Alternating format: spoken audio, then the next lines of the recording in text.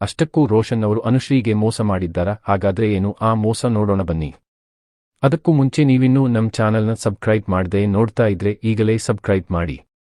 ವೀಕ್ಷಕರೇ, ಅನುಶ್ರೀ ಅವರ ಮದುವೆಯಾಗಿ ದಾಂಪತ್ಯ ಜೀವನಕ್ಕೆ ಕಾಲಿಟ್ಟು ತಿಂಗಳುಗಳೇ ಕಳೆದರೂ ಈ ಸುದ್ದಿ ಮಾತ್ರ ಇನ್ನೂ ತಣ್ಣಗಾಗಿಲ್ಲ. ಅಷ್ಟಕ್ಕೂ ಏನದು ಅಂತೀರಾ? ಇಲ್ಲಿದೆ ನೋಡಿ. ನಿರೂಪಕಿ ಮಾತಿನ ಮಲ್ಲಿ ಅನುಶ್ರೀ ವೈವಾಹಿಕ ಜೀವನಕ್ಕೆ ಕಾಲಿಟ್ಟಿದ್ದಾರೆ. ಅನುಶ್ರೀ ಮದುವೆಯಾದ ಹುಡುಗ ರೋಷನ್ ಬಗ್ಗೆ ಈ ಹಿಂದೆ ಸಾಕಷ್ಟು ಸುದ್ದಿಗಳು ವೈರಲ್ ಆಗಿದ್ದವು.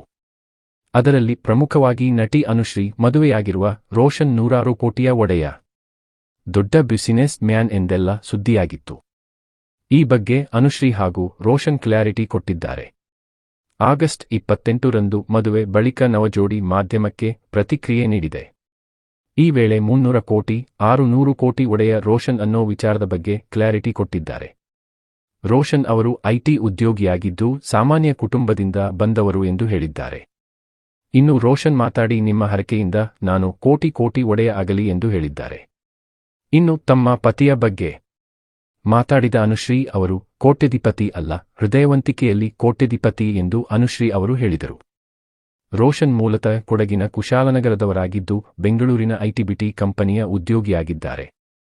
ಅನುಶ್ರೀಗಾಗಿ ಬಿರಿಯಾನಿ, ಫಿಶ್ ಫ್ರೈ ಜೊತೆಗೆ ವಿವಿಧ ಖಾದ್ಯಗಳನ್ನು ಮಾಡಿಕೊಡ್ತಾರಂತೆ. ಈ ಬಗ್ಗೆ ಅನುಶ್ರೀ ಹೇಳಿಕೊಂಡಿದ್ದಾರೆ.